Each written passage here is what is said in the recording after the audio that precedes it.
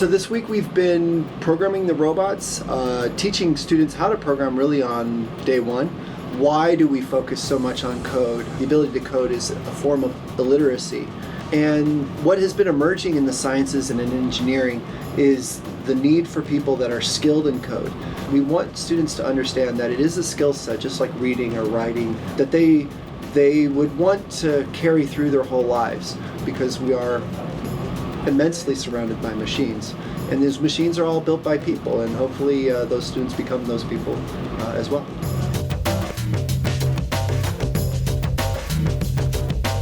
Programming is good because it helps you think through things better, and it's a good way to use your brain more to do something different.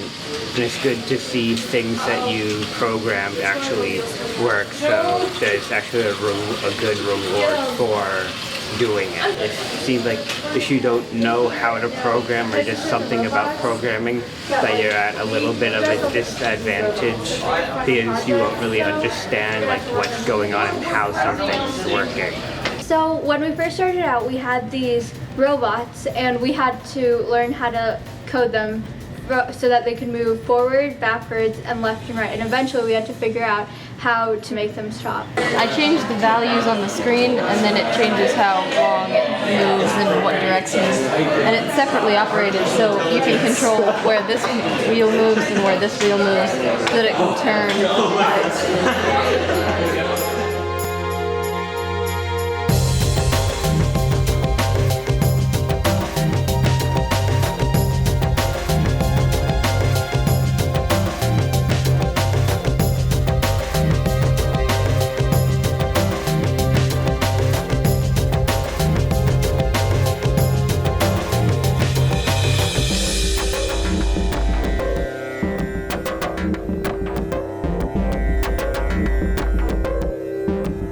Trying to make it back up once it hits a wall, so it will keep a certain distance. We type in the code that allows the sensor to pick up a certain number away from a surface so that it won't like run into it.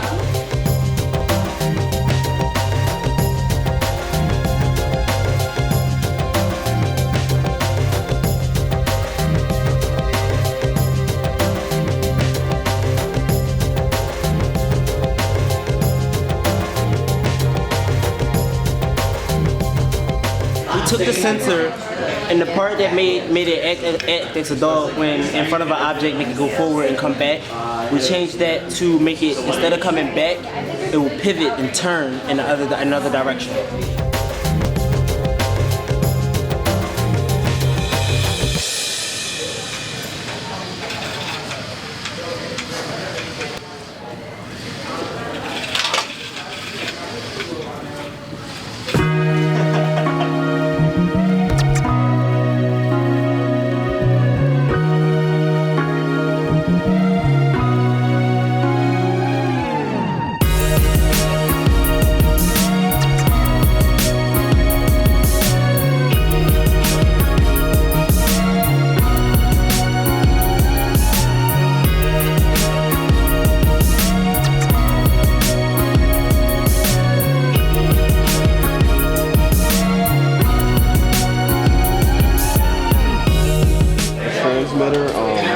It's supposed to help us connect the controller to the robot, so we're able to wirelessly control it from here. And we've basically just built robots that follow walls and that we can remote control, and like we've had like races against each other. We're going to do human on robot, so which one do you want to do first? Human. Okay, who wants to take their robot base follower, wall follower up against him first?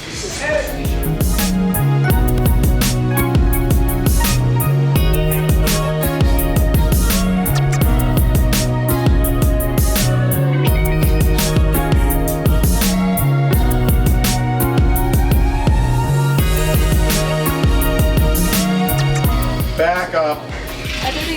Back up. Back up, back up, back up, back up, back up, back up, back up, back up. Keep backing up. Okay, go right a little bit.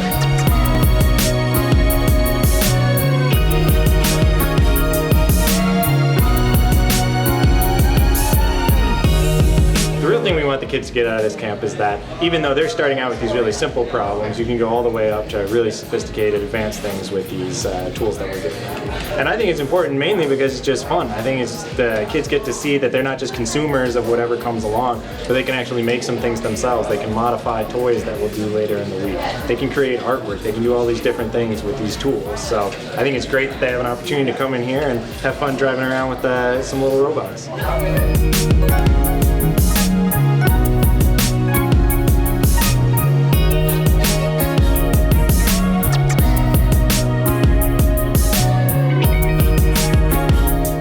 We've spent a good amount of time talking about the role of technology in society, specifically how AI has evolved over the years from automata in toys from the 1800s to the impact of some of the mass commoditization of technology through Eli Whitney and some of the implications it's had on warfare, including the Civil War.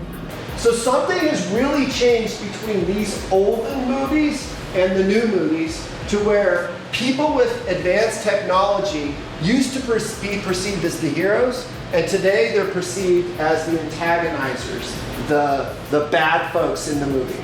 My worst fear about technology is that just technology taking over completely. That would be my worst fear. And one of the hopes would be that we could work alongside them as equals instead of being one being better than the other. My greatest fear is just technology becoming more dangerous, I guess, just like nuclear or bombs and stuff, where we can use technology to harm each other. But I think we can use it to also like help people. So it's already been doing that, like heart transplant and like in like medical fields and stuff. So hoping we can get technology to like incorporate more into our lives so it makes it easier. It helps save lives with technology. You can monitor someone's vitals, give him something to help like reduce like a disease or something, and it also helps with communication. We learned that robots can be used to do pretty much any task that humans don't want to do or would be unsafe for them.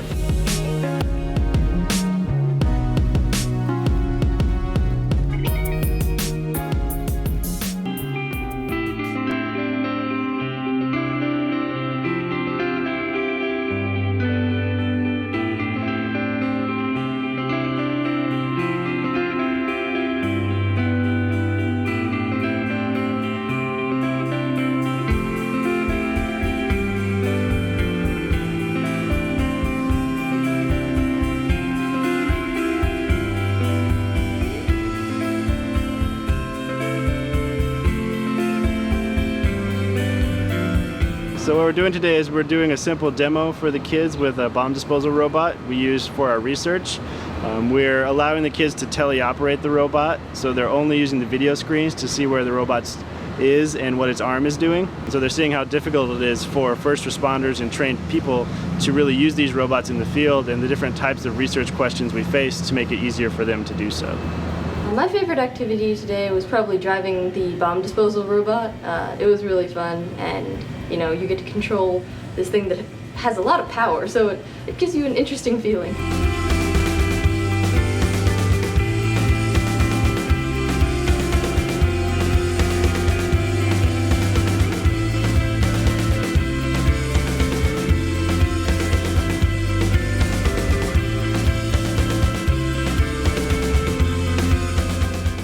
Brain computer interface experiment in which we attached EEG caps to the kids' heads, and they made a computer program try to read their thoughts by interpreting what word they were trying to spell. And they did this by looking at a grid of flashing letters, and the letters flashed randomly on the screen, and the kid counted whenever they saw a certain letter being flashed, the one that they wanted to spell. So after a certain number of flashes, that letter appeared on the screen. The kids generally liked it a lot. Some of them were really good at spelling, much better than I am. And they were able to spell their own words and say something cool to the rest of the kids using just their thoughts.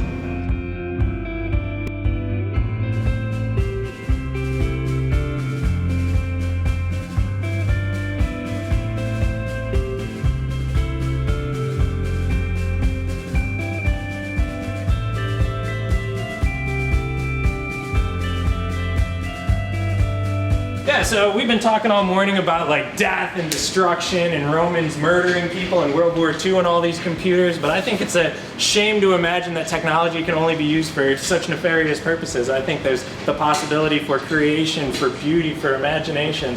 And so all these things my wife and I bring together in our projects that maybe get on the borderline of art. We've talked about ways that technologies have been used for creativity. Really the culmination of what we're doing this week is learning how to make art from technology. And so the students have been impressing me with some of that. I'm looking forward to sharing it with the parents. Now we're using robot parts like the motor and the circuit board to build our own projects, so we can be creative with ourselves to show our personality and build what we want.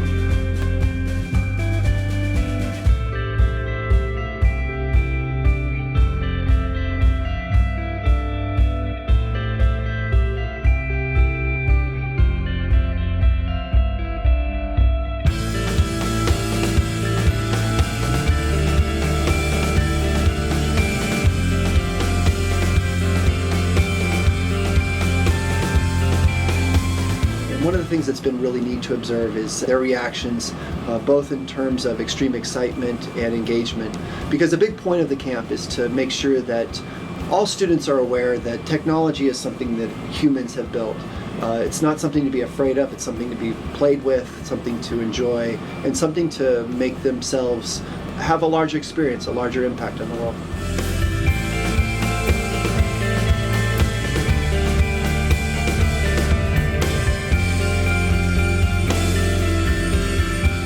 I'm liking what I'm doing. I think it's great. It is actually pretty fun. Everyone is enjoying themselves, and it's been a blast. That's all I can say. I liked it.